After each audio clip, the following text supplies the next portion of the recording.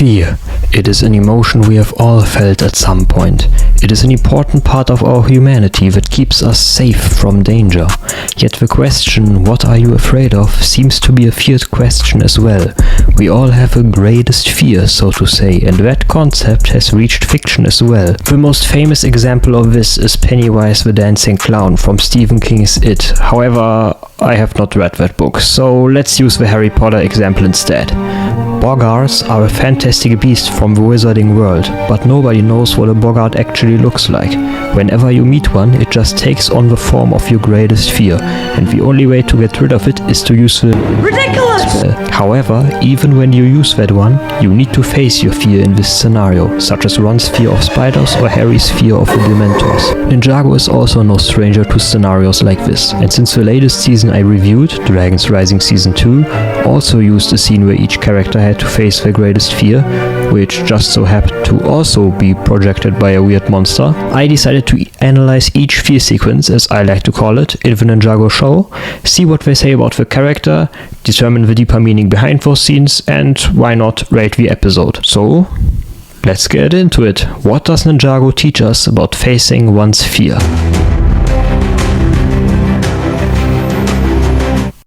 Quick little disclaimer before we actually begin. I had to change my clip source for some of these video clips, which is why you will see the Cartoon Network logo in the corner of some of them. Now we can actually begin. This episode takes place right after the end of the Tournament of Elements. The tournament itself, not the season it comes from, logically.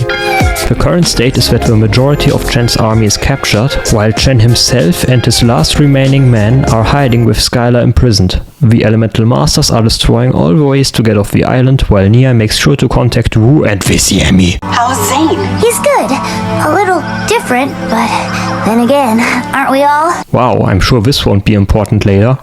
Anyway, Chen and Klaus realize that they are able to complete their spell using Skylar's powers because at this point she has already absorbed all the elements.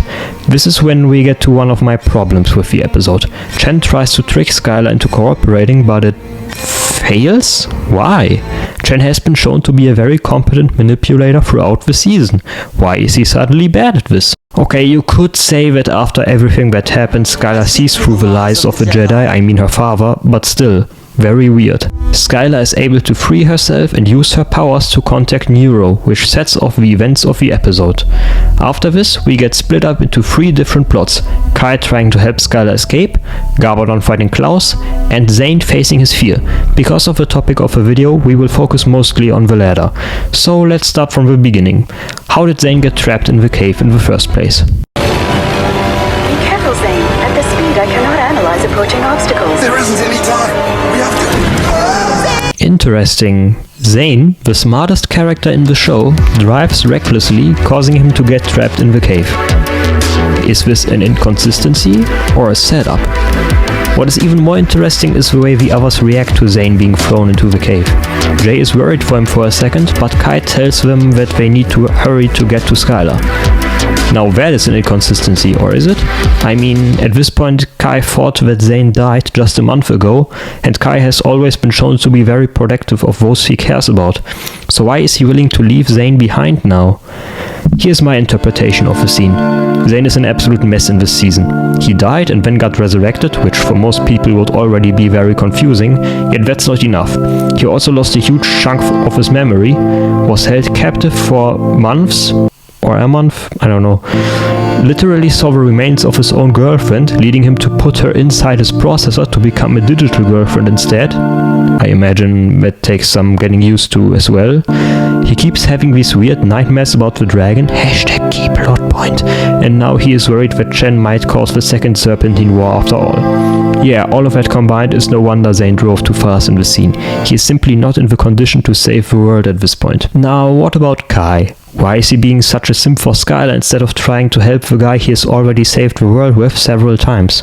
Well, for one, Kai is right. Skylar is the more important one in this situation. Keeping her away from Chen is a priority.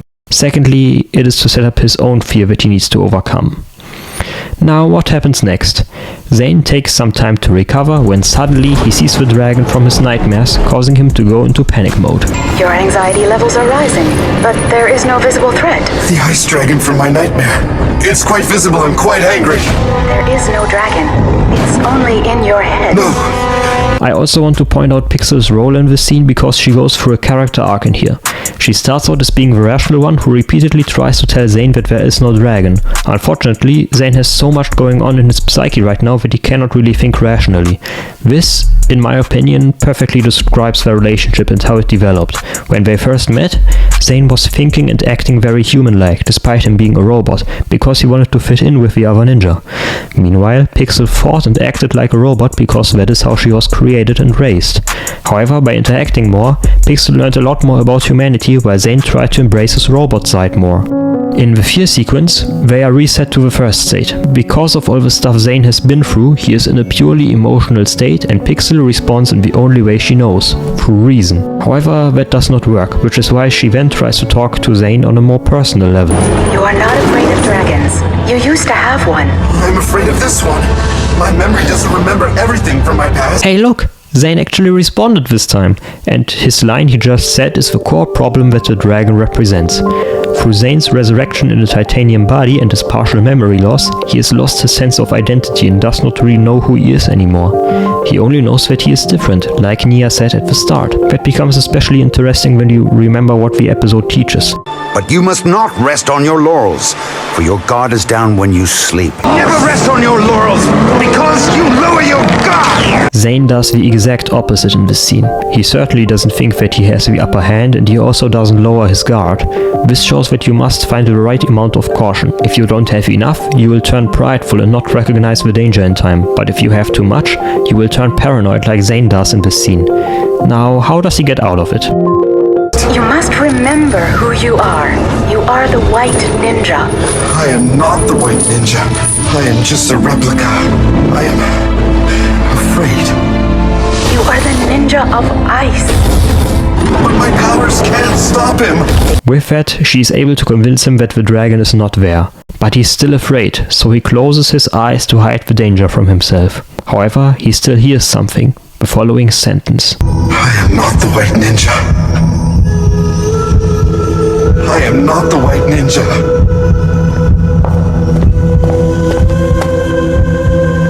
Who are you then? This is the most powerful visual of the episode. Pixel becomes physical again, even if it's only Zane's imagination. This shows that in this moment, she is finally able to get through to Zane and calm him down, which causes him to realize he is not the White Ninja anymore, he is the Titanium Ninja. Through this revelation, he is able to find a new name and a new identity for himself, getting rid of his fear. However, that's not the end of the episode. Because, during Kai's portion of the episode, Chen was able to retrieve Skylar and Kai with a little help from everyone's favorite villain duo, Kapow and Chop, who get the win of the week by the way. Because of their villainous actions though, Chen is able to complete the spell and turn himself and all his goons into Anachondri, including Skylar and Garmadon because they still have the snake tattoos on their backs. So Chen has an army now and is able to escape from the island, leaving the others trapped on it, until Zane comes in with his own titanium dragon. It turns out that overcoming your fear causes an elemental master to unlock a dragon. Kai also unlocked one, but we did not see it, so we need to speculate. What was his greatest fear and how did he overcome it? The Ninjago character encyclopedia from 2016 states that Kai unlocked the dragon after Skylar finally admitted her feelings to him. However, I don't think that is actually canon because if it's something as significant as this, they surely would have shown it in the episode itself. Also, the same encyclopedia states that Chen's end goal was to defeat Wu and make evil rule all, when in the actual season he never showed a personal rivalry with Wu and only caused the first Serpentine War for fun, not for this.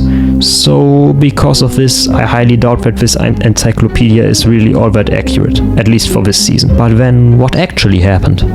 To be honest, there are only two hints at what it could be. Kai being afraid of Skylar after her transformation into an Anachondri, and Kai saying that it's not the Anachondri they're afraid of, it's their doubt. The way I interpret this is that in this moment, Kai doubted whether he could trust Skylar. She could have been controlled by Chen after the transformation after all. That doubt, however, made him ashamed. After everything Skylar did to redeem herself, he still did not fully trust her. Yet, after Skylar convinced him that she was still on his side, he was able to overcome it and unlock his dragon, and that causes everyone else to get rid of their fear as well. Now they can get off the island and fight Chen head on. The episode ends with this fantastic shot and the credits, which don't feature the usual music, but the voice of Jacob Buesner, revealing that he, in fact, didn't get eaten by Klaus's serpent. Awesome! Overall, the message of the episode is what I already stated. Don't let your guard down in victory, but also don't get paranoid or doubtful of your peers. You need to find the right balance of caution. This is a great message, but also one that heavily relies on personal interpretation. Tell me down below how you interpreted all of this. The episode itself has its problems. Chen being uncharacteristically dumb and Kai only unlocking his dragon off screen both drag the episode down. Though a lot of it is redeemed by my favorite part of the episode, Garmadon's fight with Klaus and the soundtrack that comes with it. Amazing scene. Still, this episode is pretty weak by this season's standards, so I'll only give it a 9 out of 10.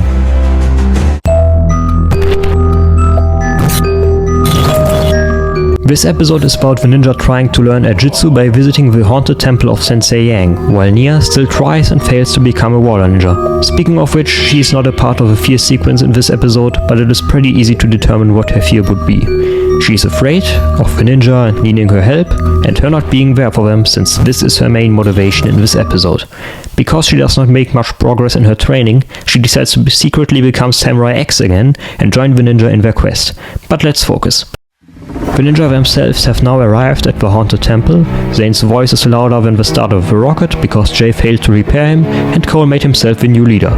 If you remember, Lloyd is currently possessed, and because of this, the others try to find out who should take his place as leader in the meantime. And since Kai, Zane and Jay all failed as leaders, it's Cole's turn now. What I find interesting is the fact that this isn't the first time Cole was the leader.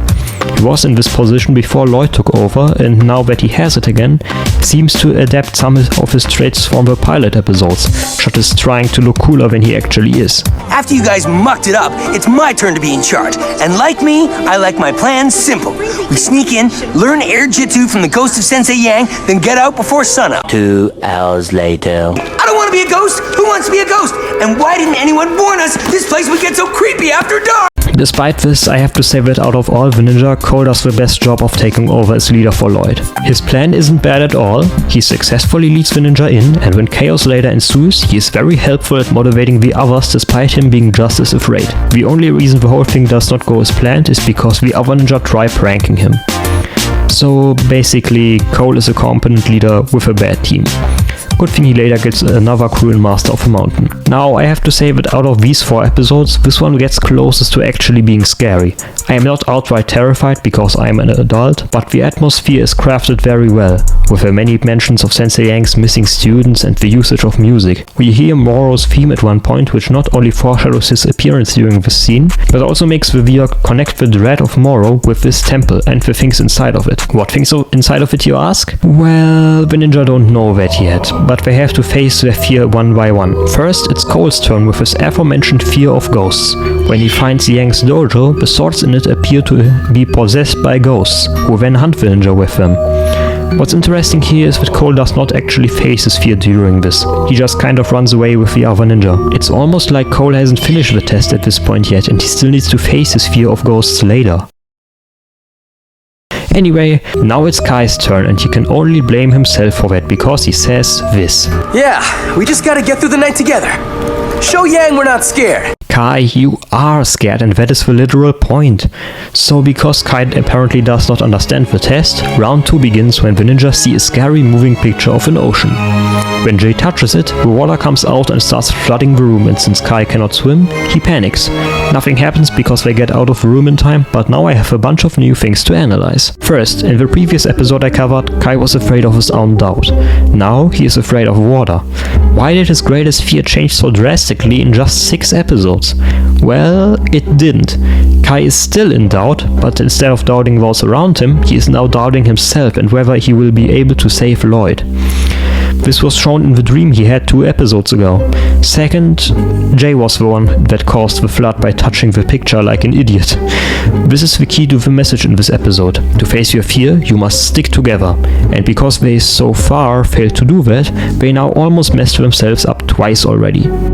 The ninja realize this and find out that the whole thing is based on their fears, so to prevent them from not working as a team, they bind themselves together with a rope. Now, time for Zane's second fear sequence, Moro, as the music foreshadowed. But once again, Zane's fear the last time was his identity crisis. Why is it Moro this time? Well, to be honest, I don't have a perfect explanation. The best I have is that Zane is back in his confused state because once again, everything around him keeps going bad. Lloyd is possessed, a crazy ghost is haunting them, Zane lost his voice, and now they are trapped in the temple with another crazy ghost. And the catalyst for all of this is Moro, which is why Zane is afraid of him. The good news is he's not alone in that. The others are afraid of him too, though Kai is able to shake off this fear very quickly, showing his willingness to help Lloyd. His bravery inspires the others to face Moro as well, and they hunt him through the temple, which leads to the last and lamest of the 4 tests. Addicts! Definitely near the top of the list of things I'm afraid of! Addicts. Seriously, Jay? We had being stabbed by a ghost, drowning, having to fight your currently biggest threat, and now we have addicts. To be fair though, when they go up the attic, they do still find Moro there, which means that test 3 and 4 were basically just one big test instead of 2 separate ones. They face Moro, complete the test, and get the scroll of Erjitsu from Sensei Yang, but there's a catch. At the beginning of the episode, it was stated that whoever stays inside the temple until dawn gets turned into a ghost. Well, that's not an urban legend. And it's almost dawn. This makes me question, did Yang plan this whole test from the beginning? Because now they are trapped in the attic, the furthest away from the door they could possibly be. Almost like he wanted them trapped up there at dawn to turn them into ghosts. However, the ninja have bigger things to worry about, so they rush down outside. Cole stumbles a little, but he's able to retrieve the scroll, so everything is fine.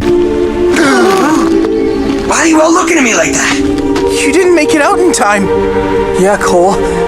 You're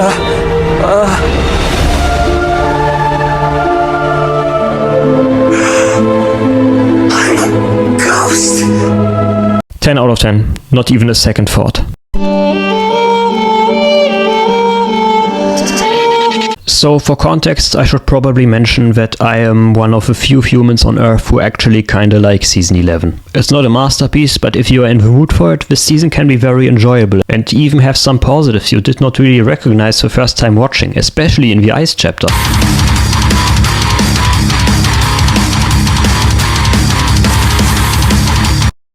With that said, this episode in particular is not one I ever cared about, and the fear sequence in it did not really save it for me. I thought it came out of nowhere and I did not understand why the writers put it here. Let's see whether that take holds up or not. So this episode is about one half of the team staying at the monastery. After all, they can't go anywhere else. Esphira has them surrounded and the only way to really stop her is the second scroll of Forbidden Spirljitsu, which, as Zane, Lloyd and Nia found out in the last episode, is currently in the Explorers Club. However, they cannot enter because they aren't members of the club, so they decide to sneak in instead, which goes horribly wrong and now they are being chased by a bunch of British stereotypes. I wonder what Krusty783 thinks of this. The ninjas successfully flee in a room, but whoops, it's the room with a bunch of dangerous artifacts. So already my take does not completely hold up. This episode sets up fear as a factor in each part of the plot. One plot is driven by the ninja's fear of Esphira, and one plot is driven by the British fear of anarchy. Also, Lloyd is afraid of a chicken. After a couple of mishaps, Lloyd looks at a mirror but doesn't see himself. He sees his father. This is where the scene begins, and I have to admit, it is very interesting what kind of fears they face. Let's go through each one by one. Lloyd is afraid, but not of being his father, of becoming his father, as he describes it. Does this fear fit? Yes and no. I think Lloyd being afraid of becoming evil is an understandable fear, both generally because of his backstory, but also because of the events of the Oni trilogy. However, I don't think it should be his greatest fear. If you remember, the person in the Oni trilogy that hurt him the most was not Garmadon. I want you to feel the emptiness that I feel! When your father is reborn, he won't be the man you recognize! Lloyd's fear should not be to become his father, it should be getting betrayed by a loved one again, just like what Harubi did to him. In fact, in the Ice chapter, he acts exactly like that, shutting himself off from everyone else precisely because he no longer trusts anyone. So this is a little inconsistent with that. Not super character breaking, as you could make a case for either fear, and also I understand that showing something like this in just one small mirror image is a little hard. In fact, that is also a problem with Nia's fear. She looks in the mirror and sees herself in a leather jacket. This does not do a good job at showing us her greatest fear. Had she not outright said what it was, no one would have understood what this means. Because no, she is not afraid of leather jackets. I see myself normal. Like I never achieved my true potential. See, the fear itself is very consistent with her arc though. Remember, when Nia first heard that she had to become a water ninja, she resisted and even tried to become Samurai X again behind Wu's back. Only after changing her mind, thanks to the events at the Samurai X cave, that I didn't cover earlier because they weren't relevant for my analysis, she accepted her training a lot more and tried to work on her weaknesses. Once she achieved her true potential though, she felt like her whole life and identity had been chosen by other people. After reconsidering during Hands of Time, she finally chooses her life of a water ninja and passes her old identity onto someone new. During the Only trilogy, she is shown to be more comfortable with her title.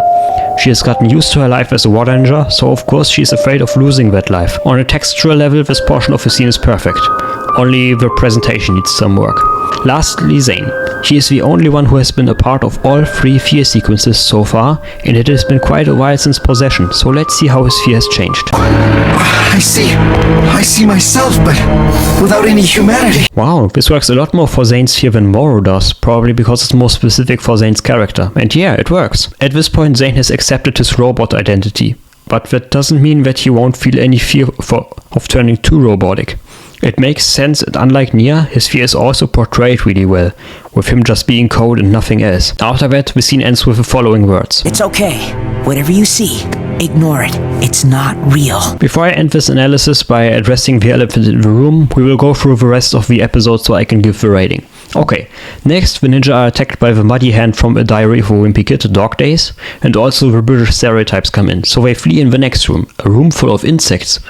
Naturally, the situation gets very buggy. Nobody's laughing! The ninja flee in the next room and they have found the scroll of Forbidden Ninjutsu now. Well, that went by faster than I remember. Oh, and now they are out of the Explorers Club. Wow, that went by faster than I remember. Also, the music playing in the background of the scene is the Temple of Light soundtrack for some reason. Come on, let's get back to the monastery! Overall, this episode is inoffensive. Unless you're British, that is. But in all seriousness, the episode spends way too much time at the beginning to set up that the ninja can't get in legally. One-shot interaction would have been enough for that. And while the Explorers Club is an interesting location and the atmosphere in this scene is very well done, the fear sequence itself is placed a little unnaturally there. During both of the fear sequences before that, the ninja had no real choice but to be trapped with their fear. Meanwhile here, they can just walk away without any problem. Guys, the lives of Wu and the other ninja are at stake. Why are you wasting so much time with the mirror? You need to find the scroll. Because of this, the ending of the episodes feels very rushed. Just like in many other episodes of the season, as even I have to admit. Lastly, we do not really have anything special here. The only reason anyone would talk about this episode is if they are analyzing the mirror scene, like I'm doing right now, or if they were rewatching season 11 and getting to this part of the fire chapter. Aside from that, it's just mediocre. 5 out of 10, the weakest one in this video. Now let's address the elephant in the room. Crystallize! Ew! In case you didn't know, in Crystallized, all the fears in this fear sequence do come true. Zane shuts off his emotions to deal with his grief, Nia realizes she needs to give up her powers, and Lloyd starts to tap into his Oni side. Does this mean that this episode actually foreshadowed Crystallize?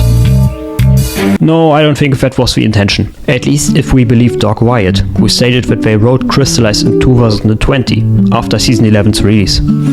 I believe that the mirror was foreshadowing, but not for Crystallized. For the Ice chapter, Zane becomes the Ice Emperor, which makes him lose his humanity. Nia can't control water in the Netherrealm, rendering her powerless. And Lloyd becomes fixated on survival, rejecting everyone else, kind of like his father. With that in mind, what does this episode teach about fear? Well, the key to that is Lloyd's line at the end. It's okay. Whatever you see, ignore it.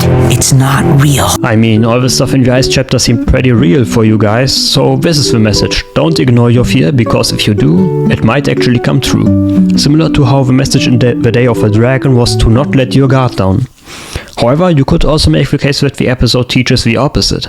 After all, you could make the case that if the ninja wouldn't have stopped at the mirror, they might have found the scroll earlier, meaning they would have come back to the monastery in time, stopping Asphera and preventing the Ice chapter from ever happening. Maybe the moral of the episode is that you should not be distracted by your fear and stay focused on the mission. Kind of like how the Day of the Dragon taught not to go too paranoid over your fear. So this episode is very in line with Tournament of Elements in terms of the concept of fear. Nice, though Tournament of Elements presented it way better than Secrets of the Forbidden Spinjitzu.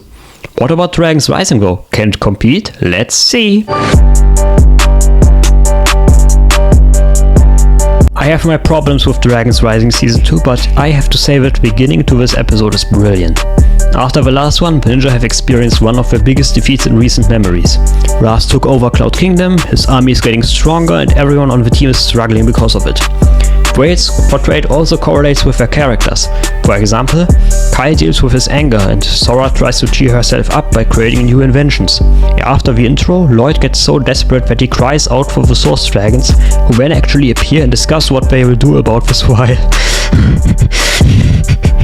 Lloyd just silently stands in the middle like an NPC. They decide to help him by giving him a fever dream that instructs him to go find a master. He tells the ninja, and so Kai, Lloyd, Nia, Aaron, Ryu, Sora and later on even Wildfire make their way towards somewhere. Which means that Zane stays behind. Which means that this is the only fear sequence that does not feature Zane. Lloyd is still in doubt, naturally, but Nia gives him a pep talk, which is great continuity to how she was there for him in Hunted. After that, it doesn't take long for them to find the place, but they need to go through a tight hole in the ceiling. Bet we could squeeze through. That's probably what the captains of those ships thought too. Does that mean that those were all also flying ships like the Destiny's Bounty? I thought that was just an invention Jay made in Season 1. Why are there suddenly more? I guess it's not a huge problem in the episode, but it really bothers me because it contradicts such an essential part of Ninjago history. They go up using a mech Sora creates with attack powers, which leads to a pointless and forgettable action scene where the ninja have to fight a bunch of tentacles. Though I do admit that I like the moment Aaron falls down. It is a great way to show his own self-doubts, it calls back to Lloyd worrying about him and Sora earlier, and after Season 3, it should be considered foreshadowing for the crashing together scene. Though I doubt that that was intentional. After the scene, they go through a very dark cave in which even Kai's fire doesn't do anything about the light. Suddenly, he finds himself alone. The fear sequence has finally begun, folks. Unfortunately, we have to start out with a problem. There are too many people for a fear sequence. If you remember, the first fear sequence featured only 2 characters, the second one had 4, and the third one fittingly had 3. This one features 7 characters, and because we already wasted time in the episode with a pointless action scene, and an even more pointless dialogue between Aaron and Sora that was so pointless that I'm sure you didn't even notice that I skipped it, we do not have enough time left to handle 7 fears. Because of this, the fears of Kai, Wildfire and Ryu were skipped, which means that I have to do some detective work and find out what it is they saw. But first, let me go through the ones we do see. First up is Aaron. At first, he sees nothing aside from 2 people standing in the distance. It's his parents, but don't expect a happy family reunion. Why haven't you found us, Aaron? Are the ninja your family now instead of us? It's apparent that it's not really his mother talking here. It's Aaron's own questions directed back at him. Why hasn't he found him yet? He doesn't know the answer himself, so he doesn't give one, instead trying to run towards him, only to not even move a millimeter. This is a very clever visual metaphor for how he feels like he doesn't get closer to finding them, no matter what he does. But what I find interesting is that the fear of not finding his parents again seems to be only a stepping stone fear. His real fear is this. Are the ninja your family now instead of us? Did you forget us? We now know that his parents don't think like this, but it is believable that he was afraid they would think so at this point. And this fear is likely one of the reasons for his turn at the end of the season. Man, Aaron was such a wonderfully crafted character in this season. Now on to Sora's fear, which does not give me as much to analyze. It starts with her seeing a flickering TV, kind of like in a generic horror movie or a bad YouTube video about Ninjago. But here it works because it is a metaphor for the inhumane nature of Imperium. Speaking of which, when she gets close to the TV, Empress Beatrix and Lord Ras appear on it and start torturing her with electricity. Yeah, this is pretty straightforward. Sora is afraid of being once again confronted by her past, represented by her 2 arch enemies. What did she just say? I'm sorry. Okay, you are her real arch nemesis and these 2 are secondary. Happy now, Jordana? Great. Change of topic. What's going on with Lloyd right now? Can anyone hear me? Of course they can't. They're lost. Mr. Wu, where did you... Your team needed strong leadership and did not receive it. And that is Lloyd's biggest fear, not being able to live up to Master Wu. Because he overcame the fear of becoming his father off screen because Crystallized sucked. Now he has the opposite fear of not becoming like his uncle and mentor.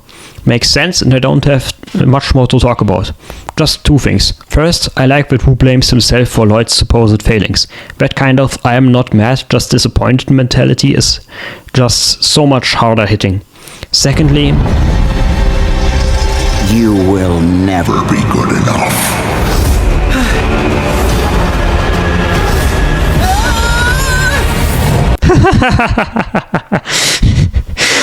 What is this? Is this supposed to be scary? Because no man, something as stupid as that is not scary. Everyone fears the dark, unpredictable atmosphere from Temple on the Haunted Hill more than a random jump scare. It kind of damages this whole scene with Lloyd, honestly. Fortunately, we still have Nia to both figuratively and literally save the day. Who are you? Now this is obviously foreshadowing to later, when Jay also doesn't recognize Nia during the Tournament of Resources, but it is a reasonable fear. The merch has changed a lot and Nia hasn't seen Jay in like 6 years now. The option of him not recognizing her anymore is on the table and it is scary to her naturally. However, actually seeing this fear unfold in this context make her realize that this cannot be real. She's able to break free and see that the whole time they were trapped by an electric tentacle thing. What is it with this episode and tentacles? She frees the others and now it's time to play a game of what is the missing fear. The easiest one is Wildfire because Sora asks her what she saw in the vision. The wasting... Nothing. Never mind. I don't want to talk about it. We later find out that there is a thing called the wasting sickness, a terminal illness that only affects dragons. So a lot of people speculated that her biggest fear was seeing Heatwave with said sickness, which Doc White confirmed. Ryo also gently lays his wings on her, which could imply that he had a similar fear, like seeing himself or his family infected with the sickness, which makes sense. It has been over a year since he left the mountain dragons, and if I were away from my family for that long, I'd be scared that something happened to them too. So now we only have one other character left to analyze. We saved the best for last, Kai. Earlier in the episode, he was shown to be very angry over the loss against Raz, and since anger is usually a product of fear, it can be assumed that Raz winning is his greatest fear at the moment. However, I don't think that's the whole truth. After all, the ninja have already faced greater threats than him. I have a wild theory about this. What if we in fact did see Kai's fear sequence and just didn't realize it? Let's go back a little. How did the fear sequence even start? There you go. Hey, where'd everyone go? Kai finds himself alone, just like everyone else at the beginning of the fear sequence. In fact, that is what it even says in the transcript of the episode on the Ninjago wiki. But I think that unlike the others, where being alone is just the introduction to the fear, with Kai it is the fear. Being alone. You might find that a little strange, but if you remember, Kai's main motivation throughout most of the main show was protecting those he cares about. Nia, Skylar, Lloyd, and so on.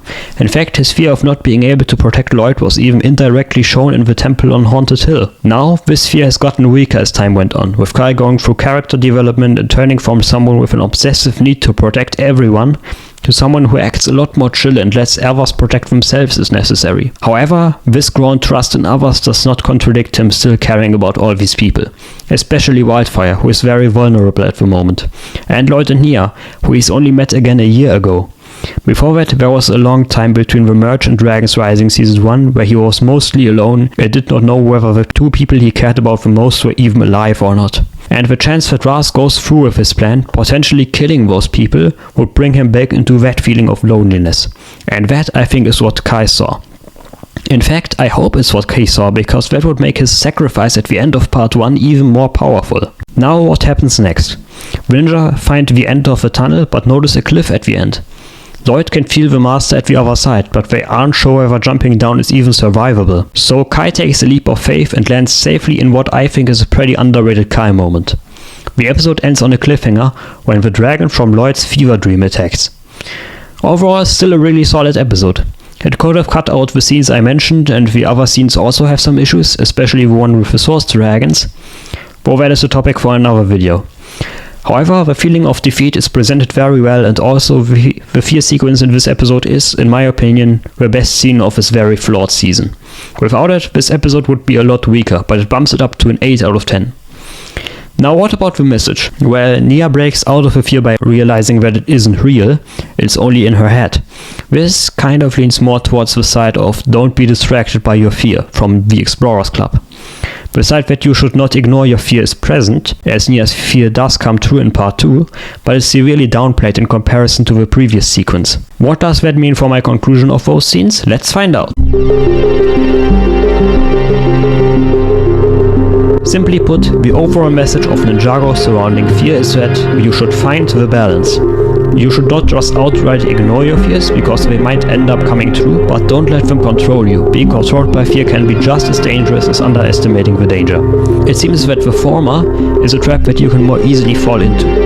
To avoid being controlled by fear, you have to face it. However, you cannot face it alone. You may need emotional support like Pixel in Day of a Dragon, or a strong team like the other ninja in Temple on Haunted Hill.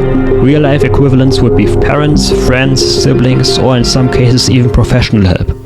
Here's the thing though, I'm not a therapist or a psychologist or anyone professional, so I don't know if this moral is actually good advice for reality. I'm just the guy who read it out of the story.